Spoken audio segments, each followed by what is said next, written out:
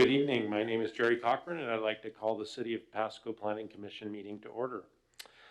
I'd like to welcome all those in attendance this evening and ask you to join me in reciting the Pledge of Allegiance. I pledge allegiance to the flag of the United States of America and to the republic for which it stands, one nation, under God, indivisible, with liberty and justice for all.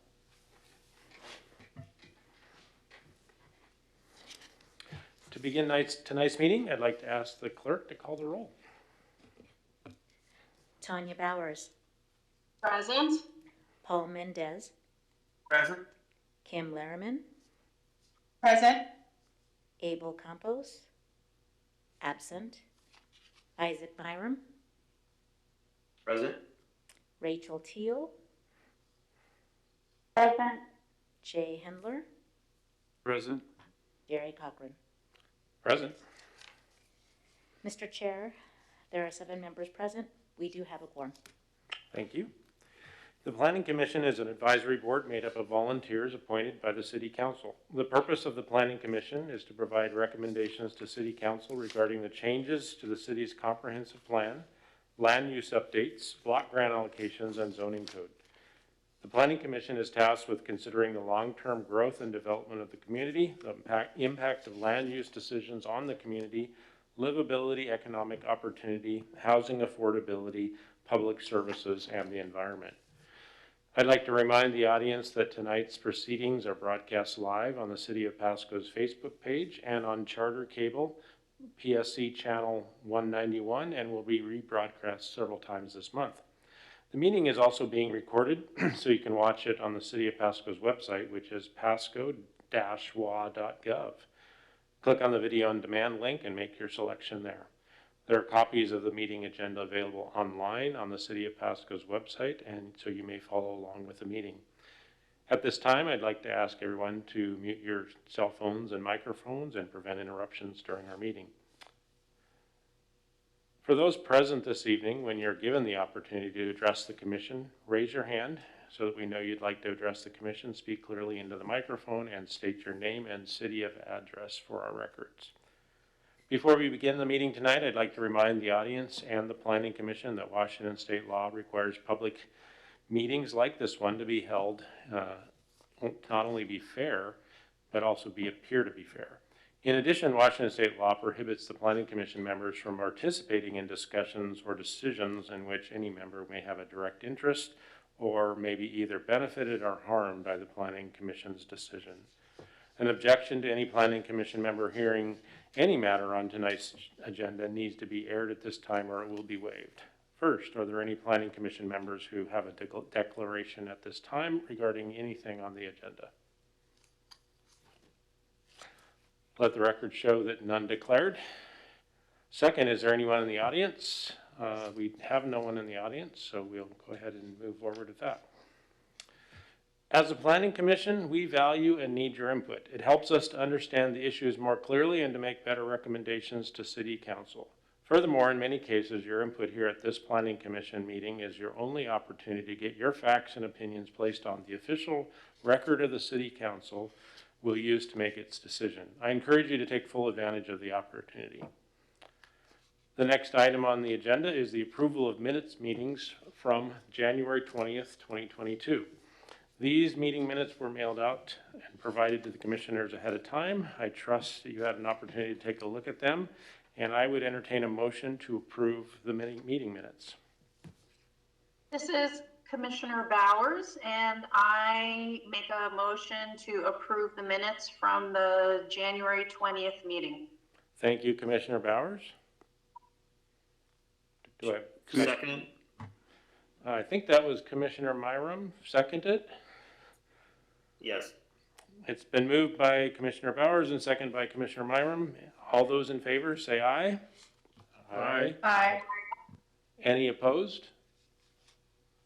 Let the record show that the meeting minutes were unanimously approved. And we have an action-packed agenda. We're jumping right to the workshop item tonight because that's the only thing on our agenda. We have no old business or public hearings. Jacob, staff, I'll turn it over to you for the workshop item, which is A code amendment, residential design standards phase 1, which is master file CA 2022-001. Good evening, members of the Planning Commission. The purpose of the staff report and presentation is to provide the Planning Commission with a briefing to amend regulation standards applicable for residential design, particularly with regards to attached housing and multifamily housing. This proposal is a follow-up to a recently recommended and adopted code with regards to House Bill 1923 finalized by Council on January 24th of this year. Staff introduced this item in December 2021. During that meeting, we indicated that this effort is intended to be completed in 2 phases. This is the phase 1 component, which is intended to be refinements to our existing code and to address the gaps with regards to multifamily housing and attached housing. And the second effort will be completed towards the end or after the completion of the Housing Action Plan, which will be focused on incentives. So in this presentation, we wanted to provide more of a visual and graphic presentation to the Planning Commission. The presentation was submitted to the Planning Commission prior to this evening's meeting as well. And again, it's to update zoning and development standards to increase housing density and flexibility. I want to also point out that our comprehensive plan already determines and prescribes the density. These changes are intended to help us get there. So again, with the objectives of phase 1, flexibility in housing design and options, emphasis on multifamily, density with design and scale, and we'll focus on that particularly this evening. And also for predictability for developers, because there are gaps in our current code, there's often challenges during the review process because the requirements simply aren't there. So wanted to start out with a slide showing how the city of Pasco regulates density. There's 2 density types. There's gross, which is the number of dwellings per acre on a total site. And then there's net density, which removes the right-of-ways, the open space components, and looks at the density at just the lot level. And typically the net density always yields much higher density per acre. The Pasco zoning code uses gross density. So the next series of slides show existing densities at the gross level in various neighborhoods here at the city of Pasco. So here we're looking at neighborhoods that have a density of 2 units an acre or less. In a slight increase, we're looking at 3 to 5 units an acre, and typically these are RS12 and sometimes R1 zoning. A little bit higher, R1 and sometimes R2. You look at 6 to 12 units an acre, different development patterns, different lot dimensions, but still in that 6 to 12 unit per acre range. Again, a little bit higher. We have a combination of single family detached and attached with duplexes or 0 lot line up to 3 attached units. This represents generally 12 to 20 units an acre. And this is likely one of the more higher density projects we have at the city of Pasco, which is your typical apartment unit or even garden style apartment at 20 to 30 units an acre. And what we would like to use this proposal to do is revise our regulations and identify those changes necessary to meet the demands of our rapid growth. Staff recently shared with the Chamber, the Tri-Cities Hispanic Chamber of how fast we've rapidly been growing, and obviously the Planning Commission is aware of that. It's also important, I think, to remind that as we grow, we're going to need to accommodate not only the growth itself, but the different kind of housing accommodations necessary for residences of various incomes or interest. So the next series of slides show a variety of housing types that we would like to share with the Planning Commission to meet that demand. And here you can see your typical townhouse with green space on the left. This is an example from the Puget Sound, and on the right you can see more cottage style but attached housing. That's from the National Association of Home Builders website. So modest single family attached housing here. On the left are detached single-family units that are in Kennewick, just across the river. And on the right, single-family detached, but again, more in a cottage-style setting with the open space in the central courtyard area. That's in the Puget Sound area in Kirkland. Zero lot line developments here, although they could also be a duplex depending on where the lot is drawn there. And then you see attached housing on the right, fourplex or row housing or even townhomes. And we scale up to more of your multiplex and apartment housing, which we're beginning to receive more and more interest and demand here in the Tri-Cities, particularly here in Pasco, as we grapple with the growth here. And so with these standards, the current regulations are either limiting or they constrain the development of attached and multifamily housing, particularly with regards to lot size, building orientation, and a very critical one is the parking, driveways, and circulation. We are able to rely on the International Fire Code for circulation and access within a development. However, the IFC or the International Fire Code is not built for planning, it's more for emergency access. And certainly we don't want to over-prescribe or overburden a project, but we do want to make sure that it's built with design and with the residences in mind. So that's where the density with design comes into play. And so with that, we are sharing some very preliminary lot size recommendations to accommodate these kinds of housing units. Now, this is where in January, the adoption of the House 1823 amendments, we allowed a range of units and attached housing in more Pasco zoning code, but we did not touch lot sizes. So this allows us to hopefully, or at least with the intent, come in and refine what the lot size requirements would be for our particular housing type. So for instance, in the R1 district for a single family detached home, that remains the same. And in the R3 district, the proposal, and this was attached to the staff report, the request from the Home Builders Association of the Tri-Cities, they are seeking some slight reductions to the lot sizes to ensure that they can meet the housing demand. So you can see that's been reduced, at least proposed to be reduced from 4,500 square feet in R3 to 3,000 square feet per dwelling unit. And when we look at the single family attached homes, we've broken that down between townhomes, row housing, et cetera. And again, in the R3, for example, the existing code requires 3,000 square feet, but it does not go into detail for the particular unit type. So in the R3 district, a townhome would require 2,000 square feet per dwelling unit, so you would need 4,000 square feet essentially. Or a duplex, a fourplex would need 4 times 2,000, so 8,000 square feet. Same with the cottage housing, except we've increased the lot size because the intent with cottage housing is to have those housing units, but with open space in mind. So you would see increased lot sizes, but with the appropriate green space, open space, landscaping, et cetera, associated with a cottage style development. And on the bottom row, you can see multiplexes or apartments, which would be, for example, units, 5 or more units stacked, multi-story. And in the R4, for example, you would need 1,500 square feet per unit. And so that essentially allows us to meet our high density land use in the comprehensive plan, which is determined as 21 or more units per acre. So using this, which isn't a change, but at least it prescribes that for multiplexes or apartments, there is a specific lot size required.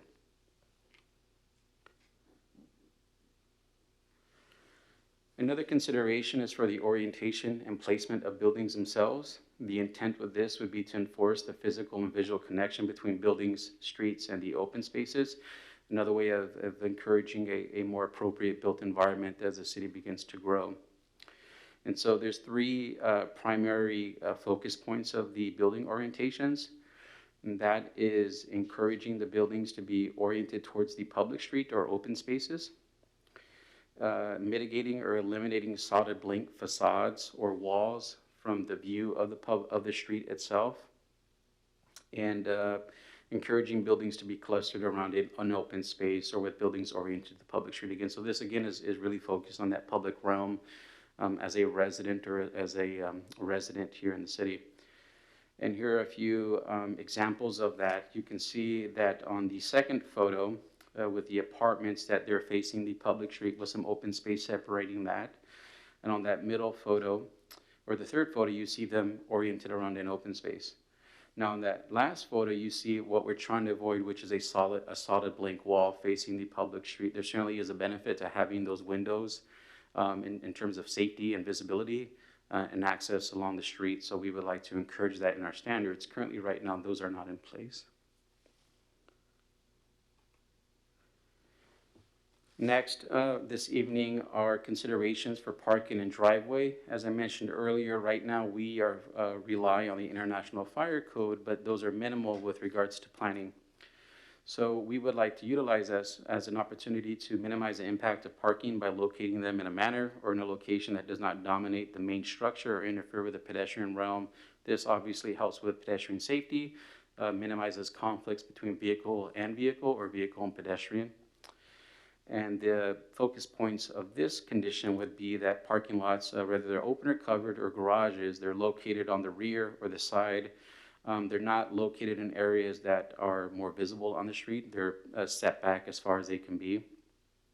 That driveways should be consolidated to reduce curb cuts. And you may remember that in a prior item that the Planning Commission recommended a few months ago with regards to drive-through establishments, we wanted to consolidate the curb cuts so that as a pedestrian or as a vehicle, you don't have consistent breaks in the sidewalk or curb itself. And a really important one, obviously, is the lighting of the parking itself to make sure that they are visible and safe and adequately lit for residents and users of the parking spaces. Circulation, again, a few examples of what that circulation could look like within our regulations with pathways compliant, obviously, with the American with Disabilities Act and establishing minimum widths for those pathways. And on that first photo on the left, you see an example of just a simple pathway navigating its way throughout a residential development. And the photo on the right, you can see the pathway in the green space, splitting that apartment complex. And there also is a wide pathway connecting both east and west sides of this complex to the public streets, certainly helping with pedestrian access. This is actually across the river in Kennewick. So we have good examples locally to refer to for these standards. And lastly, just a summary of our proposed schedule. We do intend to move as appropriately as we can to address the needs, to address housing here.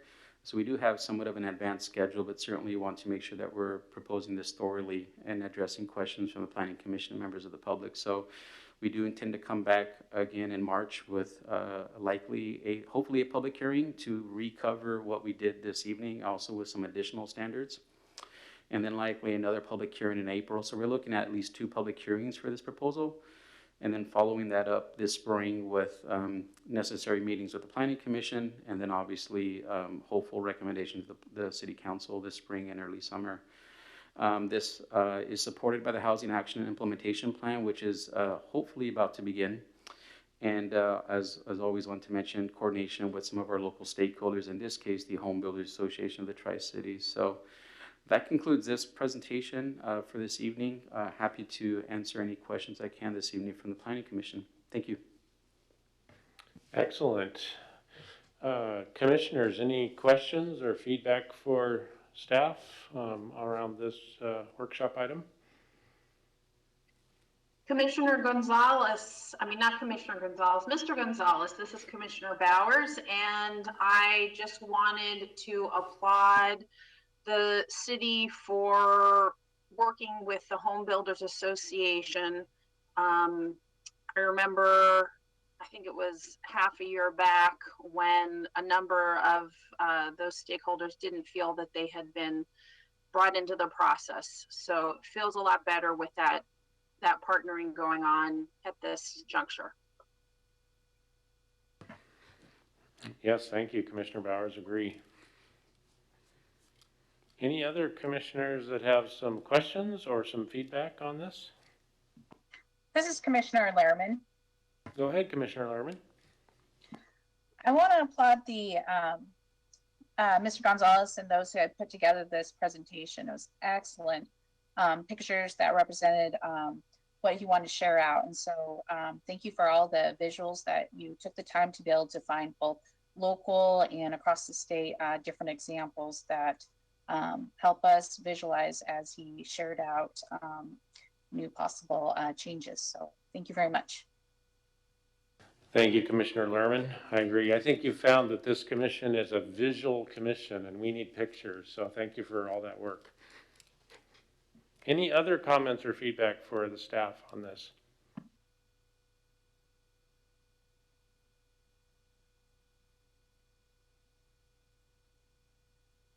Okay, anything? Okay, I didn't hear anything. Well, with that, there are no other items on our agenda in new business, and Jacob and I had a bet, and I think we're going to be done right on the time when I think Jacob wins the bet. So thank you all for attending this evening, and with no other agenda items, this meeting is adjourned.